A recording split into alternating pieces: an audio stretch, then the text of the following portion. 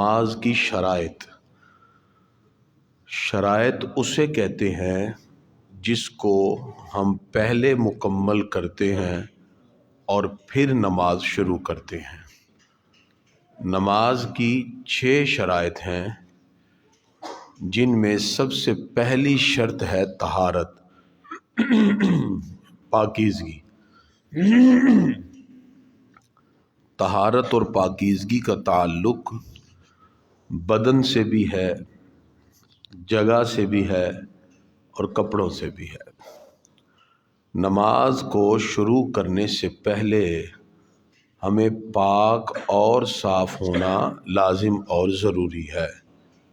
پھر ہماری یہ عبادات ہماری اللہ رب العزت کی بارگاہ میں جو سجدوں کی کیفیات ہیں اس میں لطف پیدا ہو جاتا ہے۔ پاکیزگی اور طہارت یہ سب سے پہلی اور بنیادی شرط ہے۔ اس میں اگر کسی کا کپڑا ناپاک ہو جائے تو اس کو بھی 3 مرتبہ دھویا جاتا ہے، کیونکہ نجاست یا غلیظہ ہوتی ہے یا خفیفہ۔ اگر وہ کپڑے پہ لگ جائے، نجاست غلیظہ کو 1 درہم کی مقدار سے کم اگر ہو تو نماز پڑھی جا سکتی ہے، لیکن بہتر ہے اس کو بھی صاف کیا جائے۔ اور خفیفہ جو ہے وہ 1 عضو پہ تقریباً 1/4 حصے سے کم ہو تو پھر ہم اس میں نماز پڑھ سکتے ہیں، لیکن 1/4 سے زیادہ ہو تو پھر ہم نماز نہیں پڑھیں گے جب تک کہ اس کو صاف نہ کر لیں۔ عموماً ہمیں جیسے بارش کبھی ہوتی ہے تو اس کا پانی بدن یا کپڑے پہ لگ جاتا ہے، اگر تو وہ ناپاک ہے تو اس کو دھو کر پھر آپ نماز میں شامل ہوں گے۔ اس لیے راستے میں آتے ہوئے کیچڑ یا کوئی چیز اس طرح لگ جائے تو پھر اس کو پاک پہلے کیا جاتا ہے۔ اسی طرح جگہ کا پاک ہونا ضروری ہے۔ آپ قالین پہ نماز پڑھ رہے ہیں یا کسی جائے نماز پر تو وہ پاک ہو، اور اس کی پاکیزگی اگر وہ ناپاک ہے تو پہلے اس کو دھویا جائے اور اس کو 3 مرتبہ نچوڑ لیا جائے۔ قالین وغیرہ گدا ہو تو اس پہ پہلی بار پانی ڈالا جائے یہاں تک کہ قطرات ٹپکنا بند ہو جائیں، پھر دوسری بار، پھر تیسری بار، 3 کے بعد پھر وہ پاک ہو جاتا ہے۔ ایسے ہی وہ چیزیں جن کے اندر نجاست حلول نہ کر جائے جیسے موزہ وغیرہ ہے تو اس کو بھی پونچھ کر پانی سے یا کسی بھی جگہ چیز سے اس کو صاف کیا جائے تو پھر ہم نماز ادا کریں گے جب ہم مکمل پاک اور طہارت کو اپنا لیں گے۔ اب جو طہارت اور پاکیزگی کو پہلی شرط قرار دیا گیا، اس میں وضو ہے اور غسل ہے۔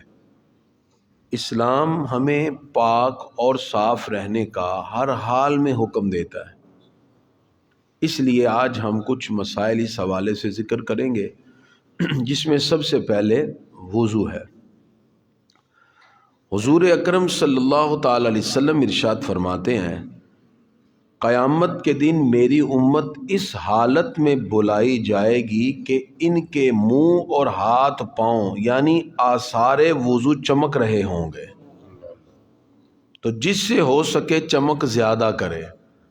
مطلب یہ جہاں جو ہم وضو میں دھوتے ہیں، قیامت کے دن حضور صلی اللہ علیہ وسلم کی امت کی پہچان کیا ہے کہ ان اعضاء کے اندر چمک زیادہ ہوگی۔ تو جتنی زیادہ چمک کا مطلب اس کو اچھی طرح دھوئیں، زیادہ چمک ہو۔ اور یہاں تک کہ حضور صلی اللہ علیہ وسلم نے صحابہ سے کہا، کیا میں تمہیں ایسی چیز نہ بتا دوں جس سے اللہ خطائیں معاف کر دیتا ہے، مٹا دیتا ہے، درجے بلند کرتا ہے؟ عرض کی ہاں، تو فرمایا جس وقت وضو ناگوار ہو اس وقت وضو کامل کرنا اور مسجدوں کی طرف قدموں کی کثرت سے جانا، ایک نماز کے بعد دوسری نماز کا انتظار کرنا، اس کا ثواب ایسے ہی ہے جیسے کفار کی سرحد پر اسلام کی عظمت کے لیے گھوڑے باندھ کے کھڑے ہو جانا، اتنا اجر اور ثواب ہے۔ جیسے ایک مجاہد کسی سرحد پہ پہرا دینے کے لیے کھڑا ہوتا ہے، اس کا اجر ہے، ایسے ہی اس بندے کا اجر ہے۔ تو اس لیے جب وضو ناگوار مطلب سردیوں میں اکثر ہوتا ہے ٹھنڈے پانی سے، اس وقت بھی اس انداز میں وضو کرنا تو اس کا یہ اجر ہے۔ اور پھر جب بندہ وضو کرتا ہے تو اس کے کلی کرنے سے منہ کے گناہ گر گئے، ناک میں پانی ڈالے اس کے گناہ، یہاں تک کہ ایک ایک اس کی خطائیں اس کے پانی کے ساتھ نکل جاتی ہیں اور پھر وہ مزے میں داخل ہو۔ اس لیے یہ جب وضو کیا جاتا ہے تو اس کا جو پانی ہے وہ ہمیں نہ کسی پہ گرانا چاہیے کہ زور سے چھینٹے مارے کہ پانی گر جائے، اور نہ ہی ان عضو کا ٹپکتا پانی لے کر مزے میں داخل ہونا چاہیے، کیونکہ یہ گناہوں کا پانی ہوتا ہے۔ انسان کے جب عضو دھلتے ہیں تو گناہ اس کے نکل رہے ہوتے ہیں، تو اس حالت میں وہ گناہوں کا پانی کسی اور پہ نہ ڈالے۔ وضو کرتے ہوئے ہمیں چند چیزوں کا خیال رکھنا ہے اور اس کے اندر آداب خاص طور پہ مد نظر ہوں۔ جس وقت آپ وضو کرنے لگیں تو ادب سے اور محبت کے ساتھ سب سے پہلے آپ بسم اللہ پڑھیں گے، بسم اللہ الرحمن الرحیم، تو آپ کا تصور ہوگا جب لفظ اللہ پہ پہنچیں گے کہ میں اس اللہ کے نام سے شروع کرنے لگا ہوں جو سب لوگوں کو، وہ مومن ہو کافر ہو، اس پر بھی رحمت کر رہا ہے تو رحمان ہے، اور وہ خاص طور پہ ایمان والوں پہ رحمت کرتا ہے تو وہ رحیم ہے۔ اس رحمتوں کے تصور سے بسم اللہ پڑھی جائے اور ہاتھ کو اچھی طرح دھو لیا جائے۔ ہاتھ کو دھوتے وقت ہی ہاتھوں کی انگلیوں کا خلال بھی کر لیا جاتا ہے اسی وقت، اور اس کے بعد پھر اگر مسواک ہے تو مسواک کریں، یہ حضور صلی اللہ علیہ وسلم نے بڑا ہی پسند فرمایا ہے۔ وگرنہ منہ میں پانی ڈالیے اور صاف کیجئے اور دعا پڑھ لیں، اللہم اعنی علی ذکرک و شکرک و حسن عبادتک۔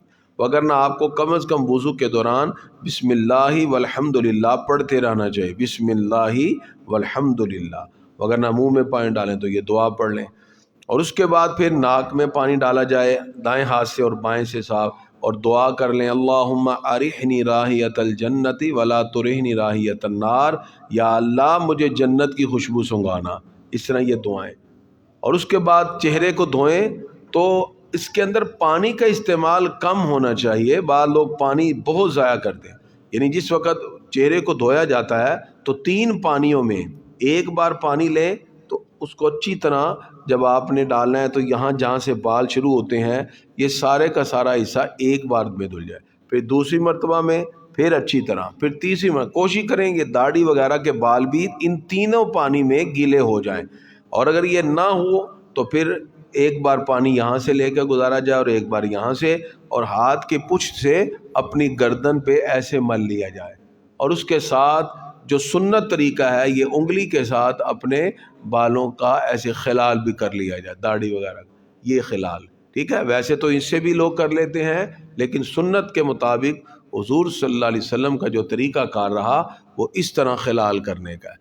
اور ساتھ ساتھ چہرہ دھوتے ہوئے اللہم بید وجہی یوم تبیض وجوہ و تسود وجوہ، یا اللہ جس دن بہت سے چہرے سیاہ اور چمک رہے ہوں گے میرے چہرے کو اس دن چمکتا ہوا رکھنا۔ یہ ساتھ دعا کر لیجئے، نہیں تو کم از کم بسم اللہ والحمد للہ پڑھ لیجئے۔ اور اس کے بعد پھر جب یہ دھو لیا جائے اسی طرح یہاں پانی، پھر ہاتھ کو دھوئیں، اور یہ نہیں کہ گناہوں کو اس طرف لے کے آئیں بلکہ یہاں سے نیچے کی طرف لے کے آئیں، ایسے پانی ڈالیں اور نیچے کی طرف، تاکہ یہ گناہ ایسے دھلے، ٹھیک ہے نا، گناہوں کو اپنی طرف نہیں لے کے آتے بلکہ گناہوں کو نیچے کی طرف لے کے جاتے، ایسے دھوئیں، ٹھیک ہے۔ اللہم آتنی کتابی بیمینی وحاسبنی حساب یسیرا، یا اللہ میرے حساب کو آسان کرنا اور میرے اعمال کو دائیں ہاتھ میں پکڑوا دینا، یہ دعا کر دیں۔ پھر دوسرے اللہم لا تعطنی کتابی بشمالی ولا من وراء ظہری، ہاتھ کو پھر یہاں سے دھوتے ہوئے نیچے پانی لے کے آئیں ایسے، ٹھیک ہے جی۔ اسی طرح اس کو دھو لیا جائے، اور یہ جو خاص طور پہ کونیاں وغیرہ ان کو ساتھ دھونا ہے طہارت اور پاکیزگی میں، یہ وگرنہ وضو کامل نہیں ہوگا۔ اس کے بعد جب مسح کرنا ہے تو مسح کے اندر خاص طور پہ اس چیز کا خیال رکھا جائے، بعض لوگ ہاتھ چومتے ہیں یا ایکسٹرا چیز کرتے ہیں، اس کی ضرورت نہیں۔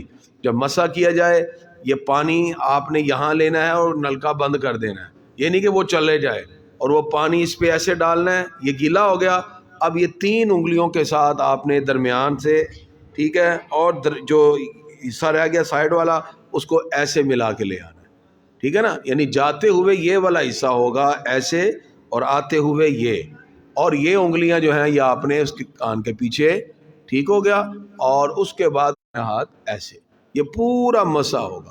اس کے اندر دعا جب آپ سر کے اوپر اپنا مسا کریں گے, اللہم اذلنی تحت عرشک یوم لا ظل الا ظل عرشک, یا اللہ جس دن عرش کے نیچے کے سوا کوئی سایہ نہیں ہوگا, اپنے عرش کے نیچے مجھے جگہ عطا فرما. یہ دعا کر لی جائے.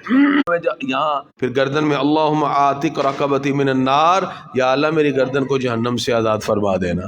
یہ دعائیں بھی ساتھ ساتھ ہوتی رہیں, ٹھیک ہے نا. یہ طریقہ کار ہے جس میں آپ نے پورا وضو خشوع خضوع, اور پانی زیادہ نہیں. جو اکثر لوگ پانی کے نل کے کھلے ہوئے ہیں اور وہ سب مسا ہو رہا ہے, وہ تو پھر نقصان آپ کر رہے ہیں. پھر جب پاؤں کو دھونا ہے تو دھوتے ہوئے سنت کے مطابق یہ انگلی چھوٹی آپ نے ایسے اٹھانی ہے, پاؤں کی چھوٹی انگلی سے پہلے خلال کرنا ہے, ایسے خلال کرتے جانا ہے اور دعا کرتے جانا ہے, اللہم ثبت قدمی علی الصراط یوم تزل الاقدام, یا اللہ جب پل صراط پہ لوگوں کے قدم ڈگمگاتے ہوں گے میرے قدم کو ثابت قدم رکھنا. یہ دعا, اور ایسے پہلے انگلی سے اس چھوٹی انگلی سے خلال کرنا ہے سنت کے مطابق, اور پھر پاؤں کو دھو لینا ہے, پہلا پاؤں, پھر دوسرا پاؤں ایسے ہی یہ انگلی لے کے اور انگوٹھے سے ساتھ ایسے خلال کرتے کرتے ادھر آ جانا ہے, اور دوسرے پاؤں کو اللہم اجعلنی ذنبی مغفورا وسعی مشکورا وتجارتی لن تبورا. یہ دعا کے ساتھ آپ کا ایک ایک عضو دھلا. یہ وضو اس انداز میں, اس میں پانی کے چینٹے نہ مارے جائیں, اور اسی طرح ہاتھ دھوتے ہوئے اور ان تمام چیزوں کا خیال رکھا جائے کہ گفتگو نہ ہو, دعائیں ہوں.